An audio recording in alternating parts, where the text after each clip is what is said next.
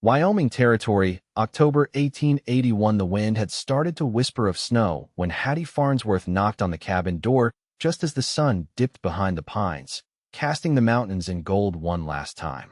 Inside, Asa Kellard had not expected anyone. He had not expected anything at all, not since the day he buried his brother on the hill behind the barn and packed away the cradle in the loft. That was nearly 3 winters ago now. The cabin had held only silence since, well, silence and memory. The wood floors creaked like old voices, and the rocking chair still moved sometimes when wind slipped through the cracks. But that knock, it was real. He stood slowly, boots heavy on the floor, and opened the door to a woman with a bleeding lip, a dirt-streaked dress, and 2 frightened children pressed against her skirts. "I did not know where else to go," she said, eyes locking with his. "Please. We have been walking since morning." Asa looked down at the boy and girl. The girl could not have been more than 6, the boy maybe 4. Both had eyes like her hazel, wary, holding back tears. He stepped aside. "You better come in." The fire inside was small, just for heat. He added a log and pointed to the bench near the hearth. She sat down slowly, the children clinging to her hands. He handed her a clean cloth from the shelf. "You hurt anywhere else?" "No," she said. "Just tired." He poured water from the kettle into a tin cup and handed it to her. "Name's Asa Kellard." "Hattie Farnsworth," she said. "This is Grace and Gideon." Asa nodded once, then crouched to Gideon's level. "You hungry, son?" The boy nodded silently. He started pulling down dried meat and cornmeal, working without words. The rhythm of it felt strange with someone watching, but he kept moving. The children's eyes followed everything he did. Hattie too. When the cornbread was baking and the meat simmering, Asa finally looked back at her. "You running from something?" Hattie's hands tightened in her lap, then loosened. "My husband died in July. Worked a claim north of Rollins. When he passed, the man who bought his stake tried to take me too. Said I owed him my husband's debt. I left before he could finish the sentence." The fire popped. Grace leaned closer to her mother's side. "I had a cousin in Jackson Hole," Hattie said. "We walked for 3 days. Found out yesterday she moved east last spring. No one else left." Asa looked at the 3 of them, worn thin by miles and fear. The woman's dress had been blue once, but now it was dust gray and torn at the hem. Her boots looked too small for the distance she had come. The children's cheeks were hollow, but they had not cried. He brought them bowls and sat across the table. "You can sleep here tonight," he said. "Cabin's got room." She looked at him, eyes unreadable. "Thank you, Mr. Kellard." Asa shrugged. "It is quiet here. You will not be bothered." They ate in silence, the kind that did not need filling. Afterward, Hattie helped clear the dishes without asking. Grace sat by the fire, brushing her doll's hair with her fingers. Gideon dozed upright. "I can take the children and sleep near the hearth," Hattie offered. "You should not give up your bed." He shook his head. "There is a second room. Door still works." She paused. "You live here alone?" Asa nodded once. "Used to be my brother's place, too. Then his wife took sick. He passed not long after her. I stayed on." Her gaze softened. "I am sorry." He looked away. "You did not bring anything with you?" She patted the small satchel near her feet. "Just clothes. And some letters." They settled in with the fire burning low. Asa watched as Hattie tucked the children under a quilt and whispered something in Grace's ear that made her smile for the first time. He had not seen a child smile in years. That night, Asa lay awake longer than usual. The quiet was different now, not heavy, but waiting. There were soft breaths in the other room, the creak of Hattie's footsteps when she checked the fire. He kept his eyes on the ceiling, listening. Morning came with frost on the window panes. Hattie was already stoking the stove when he stepped into the main room. "I can make breakfast," she said. "You do not have to," he answered. "I want to." They ate together, and it felt less strange than it had the night before. Grace asked for more cornbread. Gideon pointed at the rooster outside and laughed. The sound hit Asa in the chest like a memory he had not expected to feel again. After breakfast, Hattie stood near the door, hands folded. "We will not stay long. Just until I find work. I can sew, take in laundry. I do not want to impose." Asa studied her. "You are not. We can sleep in the barn if—" "No one sleeps in the barn," he said quietly. "You are here. You stay in the house." Her eyes met his. "Why are you being kind?" Asa looked at the children. "Because someone should be." She nodded slowly. The days passed steady after that. Hattie helped with the cooking, washed the linens, and taught Grace to stitch scraps of fabric into something pretty. Gideon followed Asa around like a shadow, asking questions he could barely form. One afternoon, Asa let the boy ride the mule around the yard. Hattie watched from the porch, a hand over her smile. "You are good with him," she said. "Never had children of my own," Asa said. "But I remember what it is to want someone steady." Hattie was quiet, then said, "You are steady." He looked at her. She did not look away. That night, after the children were asleep, they sat by the fire. She worked a patch of fabric in her lap. Asa carved a spoon from pine. "You ever think about leaving Wyoming?" she asked. "Sometimes," he said, "but I do not know where I would go. I used to dream about Missouri, where I grew up, but I do not think it would feel like home anymore." "Maybe home is not a place," Asa said. She looked up. "Then what is it?" He answered without thinking. "A feeling." Her breath caught. The fire cracked softly between them. He set the carving aside and stood, meaning to say good night. But her hand closed around his wrist. He looked down at her. "Thank you," she said. "For what?" "For letting us in." He nodded once, not trusting his voice. And she did not let go. The breeze changed by the third week of October, turning sharp in the mornings and pulling yellow leaves from the cottonwoods behind the barn. Asa stacked the last of the hay against the northern wall, while Gideon counted each bale aloud, misnumbering half of them, but grinning the whole time. Hattie watched from the fence, her sleeves rolled and her hair tied back with a strip of muslin she'd dyed with crushed berries found near the stream. "You planning to let him count you into an early winter?" she called. Asa set the final bale and wiped his brow with the back of his hand. "He's got the right spirit, if not the math." Gideon waved his arms and shouted, "I'm a mule boss." Asa nodded solemnly. "That you are." Hattie leaned on the fence, resting her chin on her wrist. "Grace found a book in that crate behind the stove. About a girl who tames a wolf pup. She's read the same page 3 times. She read out loud?" Asa asked, mostly to herself, but she whispered the last line. Said it made her heart feel like it had wings. Asa leaned against the barn door. "That's a good feeling to carry." "She never felt it before," Hattie said quietly. "Not like that." He didn't answer right away. A hawk circled above the ridge, its shadow sweeping across the pasture. "Would you mind if I started a garden bed?" she asked. "There's still time for garlic, maybe onions if the ground's not frozen through. I've been gathering ash from the fire and saving eggshells." He nodded once. "There's space behind the corral. Gets good sun." Her smile was small but genuine. "I'll teach Grace to dig proper rows." That night, after the children had fallen asleep, she stood by the window with a mended hem still in her hands, though her needle had long stopped. Asa sat by the hearth with a piece of leather stretched across his knee, stitching a new strap for the mule's bridle. "Do you ever forget what someone's voice sounded like?" she asked without turning. "Yes," he said. "You try to remember it, and all you get is the feeling it left behind." She brushed her fingers down the curtain's edge. "My mother used to hum when she was angry. Never when she was calm, only when something had gone wrong and she was trying to keep it from boiling over. I still hear that tune in my head, but I can't remember the way she sang it." Asa looked at her, not with pity, but with recognition. "There's things you never mean to forget, but they slip anyway." She turned then, her eyes clear. "I'd like to stop slipping." He folded the leather slowly and set it aside. "I'd like to plant things in the ground and know they'll come back," she said. "Even if it takes all winter waiting." He stood and crossed to her, not touching her, but close enough that she could feel the heat off his shirt. "Then we'll make sure they do."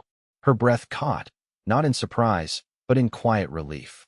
She looked up at him, and for the first time since arriving, her shoulders didn't carry everything.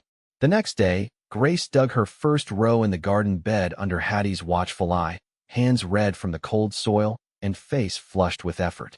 Gideon carried handfuls of kindling from the woods, announcing each stick like it was a treasure. Asa worked on reinforcing the chicken coop, glancing over his shoulder now and then to see them moving about the place like they belonged. That evening, as he lit the lantern above the table, Hattie handed him a folded scrap of paper. "What's this?" he asked. "Grace drew it," she said. "It's us." He unfolded it carefully. 4 stick figures stood beneath a peak with a wide sun above them. One figure had a long hat. Another had a dress with buttons drawn in tiny circles. The smallest 2 held hands. She said it was the first time she ever drew a home. Asa looked from the paper to Hattie. She didn't ask if it was all right, she added. She just knew. He traced the lines with his thumb. Then I think she got it right.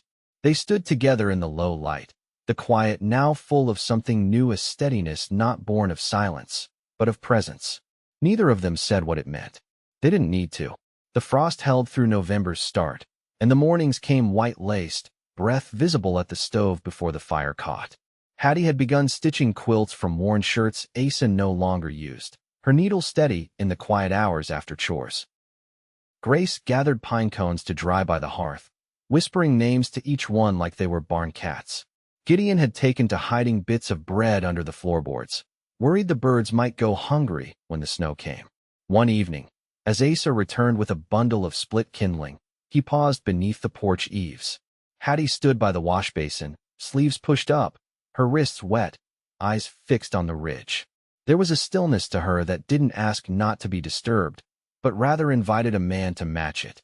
He set the wood down beside the door. "Something out there?" he asked. "No," she said, drying her hands on her apron. "Only thinking." He stepped beside her, not close enough to crowd, but near enough to share the air. "I've been wondering if I might teach Grace her letters proper," she said. "She's got the hunger for it, and the patience too, when she wants to." Asa glanced through the window, where Grace knelt by the fire, drawing shapes in the ash with a stick. "She'd take to it," he said. "We've got that old primer in the trunk. Pages bent, but it'll do." "I'd like to give her something that's hers alone," Hattie said. "Something no man can claim or bargain for." He nodded once. "You'll give her that." She turned to him then. "And why didn't you leave this place, when you could have?" He didn't answer right away. The wind shifted slightly, carrying the faint scent of wood smoke from the chimney. "Because it's the only place I didn't know anything to," he said. "Everywhere else held too much of someone else's story. And here, it's still mine," he said. "Even with the ghosts." She studied him a moment. "And now, they're quieter lately." That night, Grace fell asleep with her head on a book, and Gideon curled against her side like he'd been born knowing her heartbeat. Hattie tucked them in, then lingered near the doorway as Asa added a coal to the stove and stirred the last embers still burning. "I cut some squares from that calico bundle," she said. "There's enough to make the children winter scarves." He nodded. "You got a good eye for what lasts." She stepped further into the room. "I've been thinking about staying."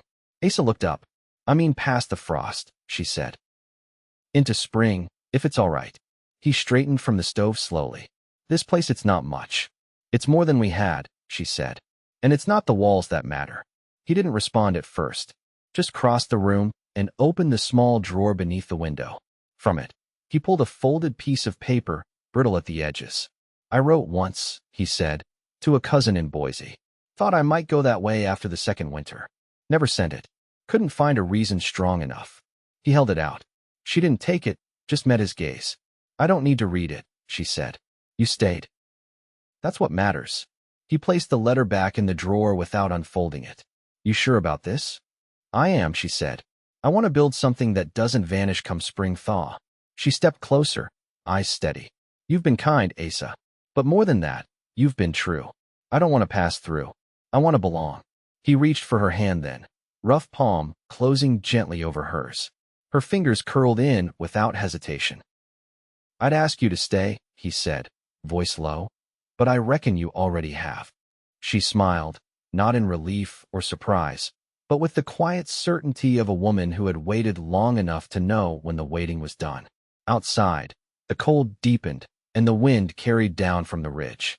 But inside the cabin, the rooms no longer echoed. They held footsteps now, and small voices.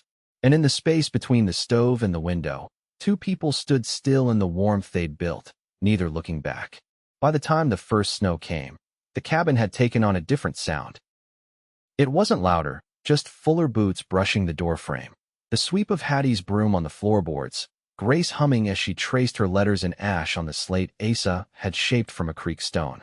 Gideon had taken to watching birds from the window, pressing his nose flat to the glass, whispering the names his mother taught him. Asa had never known how much space silence could take up until it wasn't the only thing filling a room. One morning, just after sunup, Asa stepped outside with his coat collar turned high. The snow had settled during the night, a soft layer across the pasture and roof, but nothing heavy yet. He stood a while, watching his breath rise before heading to the woodshed. The mule brayed once, more out of routine than complaint. When he came back in, Hattie was at the table, stitching the last square into a quilt top she'd pieced together from scraps too small for even rags. The fire warmed the room in slow pulses, and the kettle hissed just enough to suggest it was close to boiling. "You ever think of selling a few of those?"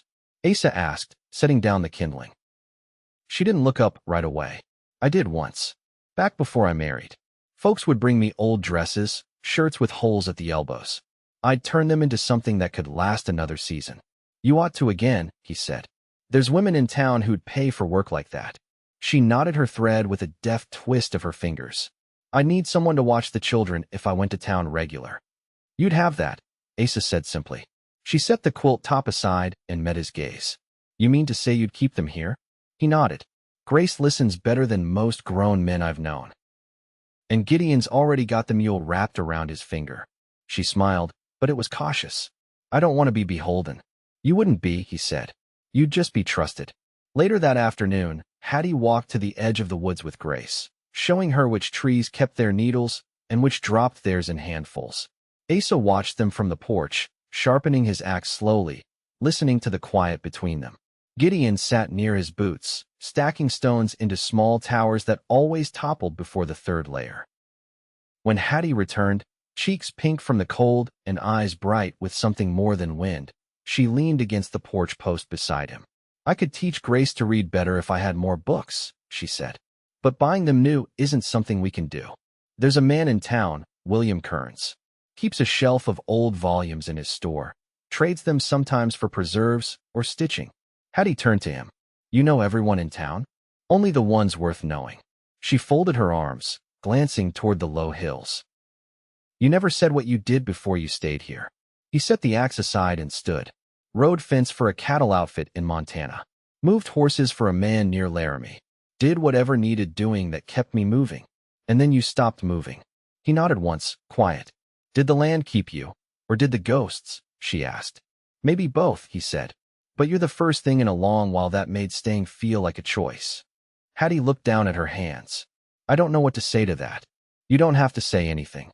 But she did, after a moment. "I want to choose it too. Not just for the children. For me." That night, after the fire settled and the wind stilled, Asa stepped into the room where the children slept. Grace had kicked one foot free of the quilt, and Gideon had his arms slung over her belly like he meant to protect her from the very world. When he returned to the main room, Hattie stood by the window, the lamp lit low beside her. She turned when she heard his step. "I don't think I ever felt safe enough to dream forward before," she said. "You can hear." She crossed the room slowly, stopping just before him. "I don't want to be a guest anymore." "You never were," Asa said. "I want to build something that's ours." He reached for her hand. "Then we will." Her fingers settled in his, not tentative, but sure. He bent slightly, and she met him halfway, her lips warm and steady against his. Nothing rushed or uncertain, just the quiet truth of it, shaped by all they had not said and all they didn't need to. Outside, the snow deepened, but inside the cabin, the warmth held. Not just from fire or wool or the walls Asa had built himself, but from the new shape of the life they were making stitched together, steady and wholly theirs. The snow deepened by mid-November, covering the pasture fence to the second rail and frosting the barn roof in thick white layers. Asa had taken to checking the eaves each morning to keep the weight from settling too long, and Hattie began keeping a second kettle of water near the stove for the laundry, which froze stiff if left near the outer wall too long. Their days settled into a rhythm shaped by necessity, but it was not hard. Not anymore. On a morning when the sky hung low and the wind had quieted to a hush, Asa stood by the cabin wall, fitting a new latch onto the pantry door. Hattie was inside, working a hem on a coat she'd cut down from one of Asa's older ones, reshaped for Grace's shoulders. Gideon sat under the table with a wooden spoon and an overturned pot, drumming softly, unaware that his rhythm followed the pattern of the wind outside. The quiet broke when a rider approached from the ridge, his horse moving slow in the snow. Asa stepped down from the porch, hand resting near his side out of habit, not fear. The man wore a sheepskin coat and carried a leather satchel across his saddle horn, his beard thick with frost. "Looking for an Asa Kellard," the man called. "You found him." The rider tipped his head. "Name's Ira Nesbitt. I've been carrying a letter for you near 6 weeks. Took some time to track you down." Asa took the envelope. The paper softened at the corners. He didn't open it right away. "It was sent from Sweetwater," Ira said. "Man named Kearns gave it to me after you didn't come to town like usual." Asa nodded. "Appreciate the trouble." "Wasn't trouble. Just roads." When the man rode off, Asa stood a moment before heading inside. Hattie glanced up as he shut the door, her gaze settling on the envelope in his hand. "Bad news?" she asked. "Don't know yet." He opened it with care, unfolding the single page. Hattie waited, needle paused in her fingers. Asa read it twice before speaking. "My cousin's widow. From Boise. Says she's heading east come spring. Wants to stop here before the pass clears. She's got a daughter just married up near Cheyenne." Hattie set her stitching aside. "You close with her?" "Used to be. Haven't seen her in more than 5 years. But she was kind to my brother, back when he was still riding." He folded the letter again, slower this time. "She say how long she means to stay?" "Only a few days. Wants to leave something of his behind. Maybe say a prayer." Hattie stood and crossed to the window. "We can make room." Asa watched the way she said we without thinking. "You sure?" She turned. "If she meant something to your kin, she's welcome under this roof." The visit didn't come until early March, when the snow melted enough to leave patches of brown earth near the fence posts. The woman, Ruth, arrived in a covered wagon with a gray mare and a quietness about her that reminded Hattie of women who'd buried more than one season. That night, Ruth sat by the fire with Grace on her lap, telling her about Asa's brother in the kind of voice that remembered clearly but didn't linger on the pain. She brought a photograph, faded and worn, of 2 young men standing in front of a rail car with their sleeves rolled and their faces shaded by tilted hats. "He always said Asa was the steadier one," Ruth said, her hand resting lightly on Gideon's head. "Look at him now. He's made something lasting." Hattie met Asa's eyes across the room. He didn't speak, but the look was full of something older than pride. Ruth left on the 3rd morning, after leaving a folded note by Asa's cup and a length of blue ribbon for Grace. Hattie walked her to the wagon, Gideon holding her hand the whole way. As the wagon rolled away down the thawing trail, Hattie turned to Asa. "You ever think about what comes next?" Asa nodded. "Sometimes. Not in words." She stepped to him, brushing a strand of wind-loosened hair from her cheek. "I've been thinking we could file the land claim together. Make it official." "You sure?" "I want our names on something that will outlast us. For Grace and Gideon. For whatever else may come." He leaned down and kissed her, slow and certain, the porch boards creaking beneath them, the sky softening to the pale blue of late winter. That spring, Asa rode into town with Hattie seated behind him, her arms around his waist, and her hair pinned back with the comb he'd carved from juniper. They filed the claim together, their names written clear and side by side, and the clerk gave them a nod that said more than congratulations. They were married that same afternoon, at the chapel near the Mercantile, with Grace holding wildflowers in her hands and Gideon falling asleep during the sermon, his head against Asa's boot. They returned home under a sky streaked with gold, the wagon creaking soft over the thawing trail. The earth had begun to wake again. The garden rose damp and waiting. Hattie stood in the doorway that night, watching Asa light the lantern, the children's laughter in the next room. "I didn't think I'd ever love a place again," she said. He turned to her. "You didn't love the place. You loved what you made in it." She crossed to him, placing her hand against his chest. "And I love you." He took her hand, curling his fingers through hers. "I know. Same as I love you." The wind moved gentle through the eaves, and the cabin held its warmth. Not just from the stove, but from the life they'd chosen, built slow and steady, with nothing borrowed and nothing promised that hadn't already been earned. The land outside would bloom again soon. The garlic had taken root. The coop held its own. Grace read aloud now, slow but sure, and Gideon had learned to whistle. The past still lived in the walls, but it no longer haunted. It watched, quiet and at peace, as something new took its place. And in that home, with every door open and every light lit, Asa and Hattie lived the rest of their years side by side, not because they had to, but because they had chosen to each morning, each season, each day that came after.